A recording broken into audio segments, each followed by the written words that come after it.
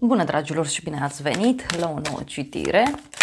Dacă titlul te-a atras, înseamnă că ai aici cu siguranță un mesaj pentru tine. Îți mulțumesc pentru că mă urmărești, îți mulțumesc pentru că mi-ești alături. Dacă vrei și tu astfel de citire, te invit oricând cu drag doar pe aplicația de tarot și astrologie, Cristina Zurba, disponibilă atât pe iPhone cât și pe Android. Să vedem așadar, uite, la baza pachetului avem, wow, turnul, regele de spade, luna și cu 9 de bâte, un personaj căruia este teamă să nu afli ceva.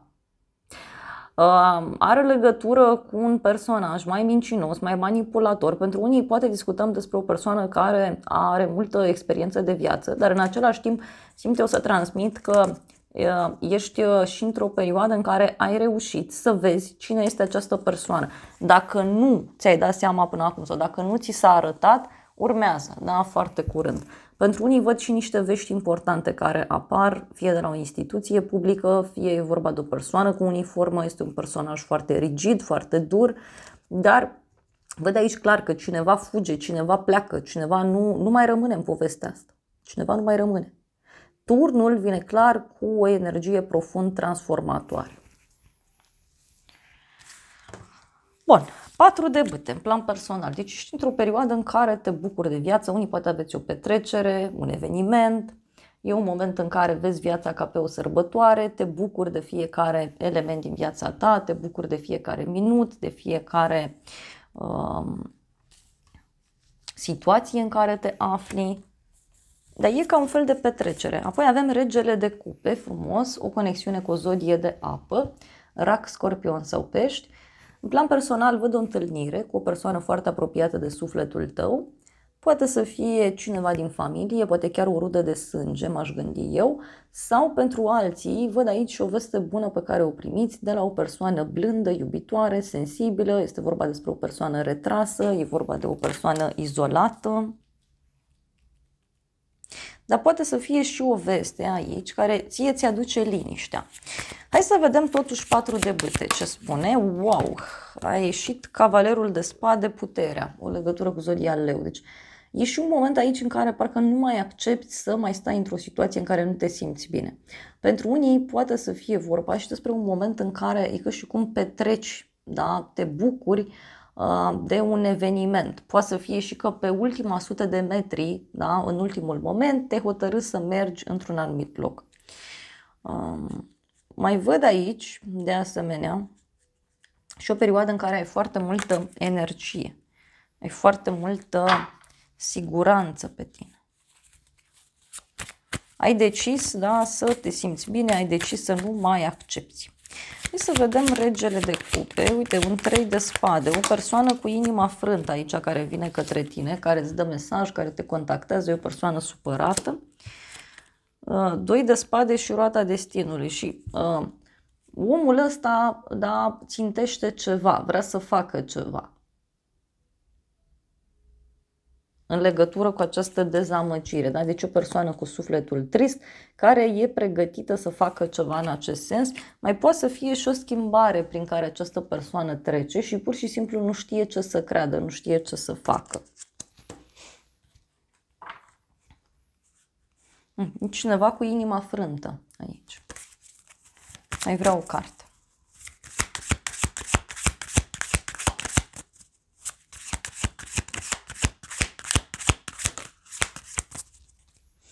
Cinci de monede. Da? Deci poate să fie vorba despre o veste legată de o problemă de sănătate a cuiva sau poate să fie vorba despre o veste care are legătură cu o problemă financiară pe care cineva o are. E un om aici care se simte singur, abandonat, lăsat deoparte. Mai vreau o carte. Ok. Și aici avem așa 4 de spade. Da? Deci parcă cineva care vrea liniște, vrea pace, vrea odihnă. Posibil, da, să auziți, repet, de cineva din jurul vostru care are o problemă destul de serioasă.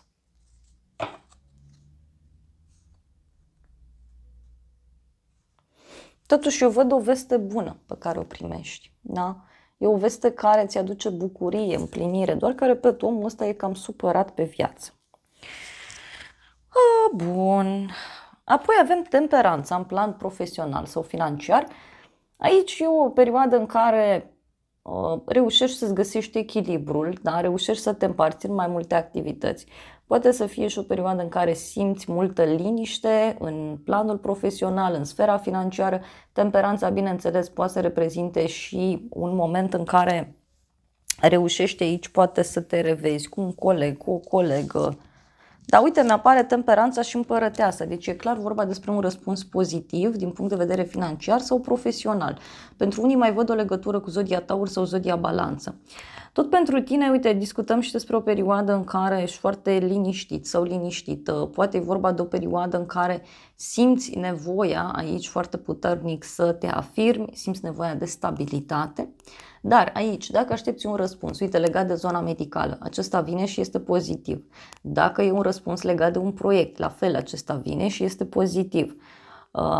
Poate pentru unii așteptați un răspuns legat de bani, la modul general, și la fel, acesta apare, dar cumva mai lent. Da? Ești într-un moment de așteptare, totuși, în acest moment, când noi am deschis cărțile. Hai să vedem ce e cu temperanța asta, ce spune ea. Și avem 4 de bâte, 2 de monede.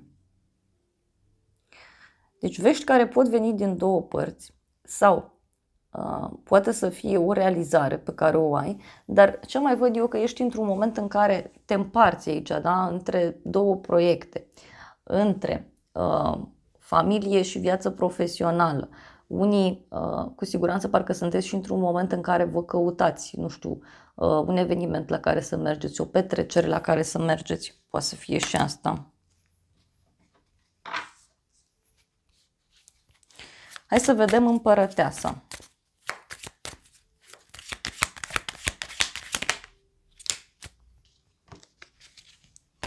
Trei de monede, împăratul și împărăteasa. Deci o legătură cu un berbec, dar aici văd clar o realizare. Este o realizare care ține de un grup mai mic de oameni din care faci parte, este o realizare care ține de o victorie, e o realizare care ține de muncă, e ceva legat de studii, posibil și asta, dar pentru unii simt aici că așteptați un răspuns mare și acesta vine foarte curând. E ca o aprobare pentru unii. Pentru alții simt aici că e ca și cum vă uniți cu cineva forțele. Uite, avem 3 persoane. Avem un împărat, o împărăteasă și un rege de monede. Poate mai aveți și o legătură aici cu o zodie de pământ. Taur, Fecioară, Capricorn. Dar e clar aici că din punct de vedere profesional, da, sau financiar, urmează un răspuns pozitiv pentru tine. Și uite, e ca și cum se dă startul unui demers. Ia să vedem încă o carte. Uite, niște vești pe care le primești. Da? Deci dacă aștepți aceste vești, ele vin foarte curând. Sunt vești care țin și de bani. Aici eu așa văd eu aici. Și avem drumul, da? Fie în momentul în care primești veștile astea e nevoie să faci un drum, fie primești vești în legătură cu un drum, o mașină, o călătorie, o mutare. Da? E un sfârșit aici. Surpriza 3 de bâte, 8 de spade. Surpriza e că ceva se rezolvă mult mai repede decât ți-ai fi imaginat. Da? Surpriza poate avea legătură și cu un blocaj pe care cineva îl are la un drum, dar eu aici așa văd, da? Surpriza poate să fie și cineva care te vede că te străduiești să te rupi de ceva complicat, de ceva toxic. Dar surpriza poate avea legătură și cu o problemă legală pe care cineva o are. Poate să fie și asta. Hai să vedem. 3 de bâte. Da? O primă bucurie, o primă victorie. Ceva frumos se petrece aici. Ei, da, surpriza, uite, pajul de bâte, 9 de monede. O bucurie legată de bani, e o bucurie legată de sfera materială, poate să fie vorba și despre un proiect nou, un nou mod de a acționa. Pentru unii simt aici că surpriza are legătură cu o veste care ți aduce pur și simplu relaxarea, ți aduce împlinirea, liniștea.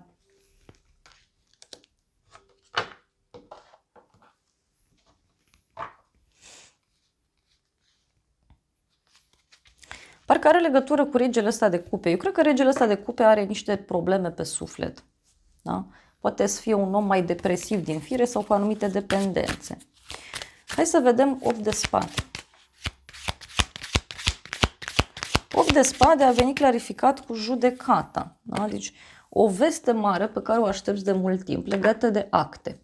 Sau poate să fie o deblocare despre care auzi.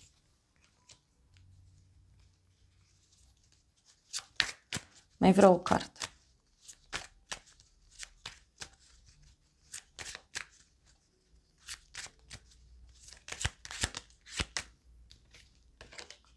Împărăteasa. Conexiune cu zodia Taur, zodia Balanță. Surpriza are legătură cu o veste care vine de la împărăteasa asta, adică o femeie importantă din viața ta. Fie este vorba despre o prietenă importantă, o șefă, o persoană din familie, mai poate să fie, dar pentru unii poate discutăm și despre o veste mare care apare legată de o instituție publică, de ceva anume. Da? Și eu cred că are legătură cu o rezolvare, da? Pentru că, uite, e cineva aici care tot încearcă să se desprindă de o situație complicată, toxică, de un blocaj. Da? Deci, cumva, poate să fie și un verdict cum că te eliberezi de ceva sau de cineva. Hai să vedem ce spune și tarotul.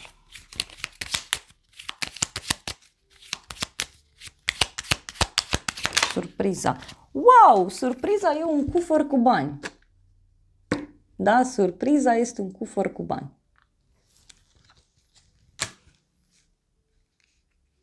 Dar și niște minciuni care ies la suprafață. Vreau o carte.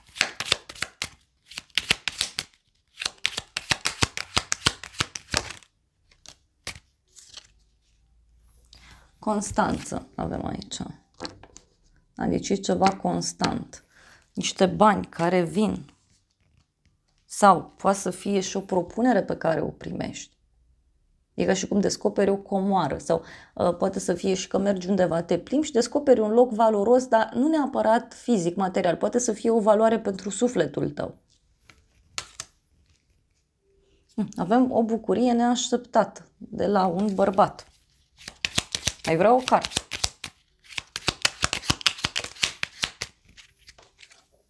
Dragoste. Pentru unii și cu dragoste și cu bani. Da? Sau surpriza poate să fie importantă pentru sufletul tău. Wow, avem căsătorie, casa și soldatul. Acum fie vorba de niște acte pentru casă, fie vorba de un cuplu din familie, o nuntă la care mergi, poate să fie și asta. Mai vreau o carte.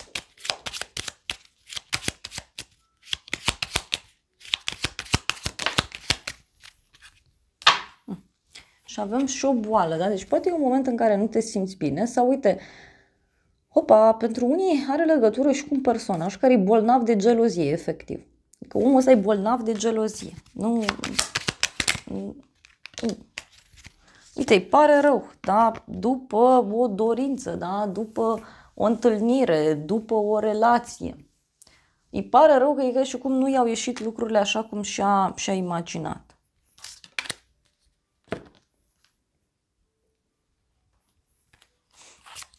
Hai să vedem ce zice acest oracol. Wow! Inel! Devotament, fidelitate, eternitate. Deci surpriza are legătură poate chiar cu o propunere de dragoste. Inelul mai poate să însemne și o relație stabilă, un contract stabil. Inelul mai poate să reprezinte și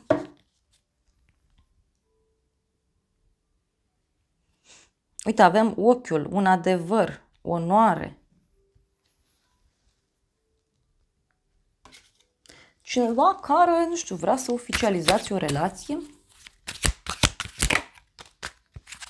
Și avem inimă, iubire, emoții, o persoană dulce, o persoană blândă, iubitoare, foarte frumos. Deci, pentru unii, surpriza poate avea legătură cu dragoste. Da? Poate avea legătură cu dragoste. Și avem leul, putere, regalitate, autoritate. Deci o persoană foarte puternică aici. Pentru unii poate să fie o veste mare pe care o primiți de la o instituție, de la un șef, de la cineva important. Și vestea asta pe voi vă ajută foarte, foarte mult.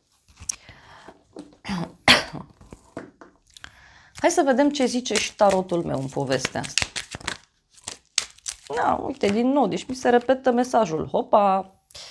Așa că e interesant. Avem așa un bărbat mai matur, gelozie și un bărbat tânăr. Da, deci surpriza are legătură și cu o persoană geloasă. O persoană invidioasă.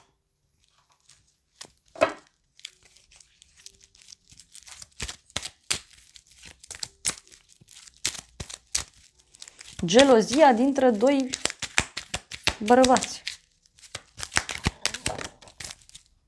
Avem așa, ești lăudat, onorat și te dorește cineva. Deci surpriza are legătură cu cineva care te dorește, da? Poate să fie cineva care te admiră, cineva care își dorește să se apropie de tine, cineva care își dorește să aibă o legătură cu tine. Dar avem, uite, și un noroc și o casă. Da? Deci poate undeva la un eveniment sau undeva unde mergi.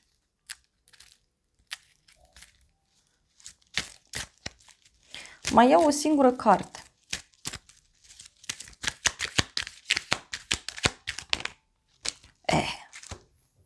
Ia uite, avem dragoste sinceră, petrecere, amiciție.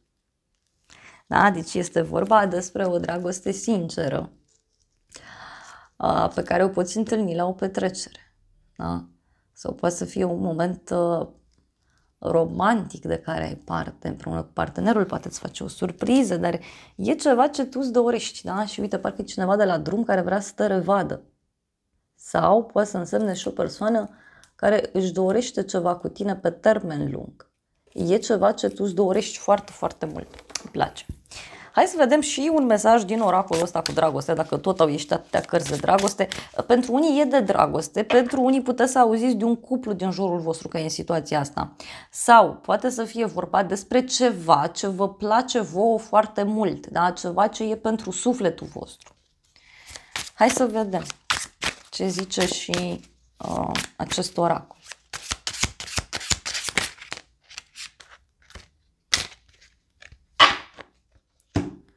Avem pattern. Simt că nu meri dragostea ta. Mă îngrozesc că tu mă vei lăsa când vei vedea cine sunt cu adevărat. Ăsta e primul mesaj. Apoi avem așa. Cifra 4, mesaje romantice. Am obosit să fiu departe de tine fizic. Încerc să-mi procesez fricile și să mă întorc la tine. Deci e cineva care, nu știu, sau căruia este teamă să te abordeze sau este teamă de tine. Și apoi avem cifra 3, totul despre creștere. Schimb acest pattern și merg mai departe. Da? Cifra 3. Deci e cineva care e pregătit să schimbe un anumit lucru în viața sa. Asta e clar. Iar la baza pachetului avem așa un mesaj cu numărul 11, mesaje telepatice. Îmi închid ochii și îmi imaginez că tu ești aici cu mine. Se simte foarte real.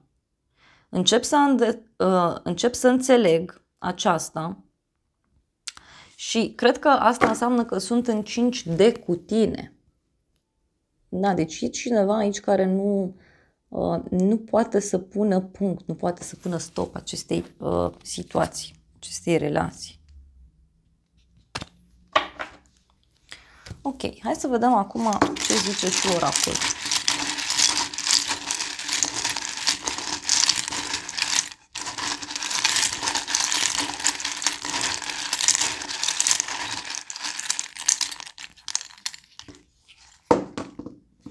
Avem luna iunie, cifra 6, zodia Gemeni, zodia Rac, cineva dorește să te revadă frumos, numărul 33, vei reuși ce gândești, o bucurie de departe, luna februarie, cifra 2, zodia Vărsător, zodia Pești, ok, o veste de final definitiv, luna noiembrie, numărul 11, zodia Scorpion, zodia Săgetător, iar apoi avem cifra 4, prieten sincer. Deci, cineva care vrea să te revadă. e ceva ce tu reușești, da? E o bucurie și e o veste de final, cumva ceva se finalizează.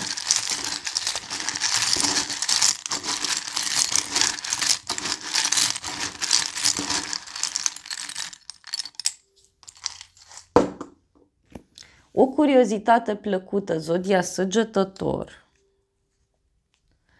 Ce o să te mire, trezirea sufletului, iar apoi avem lichid inițial la L. Da? Deci o persoană aici totuși curioasă, mai văd eu.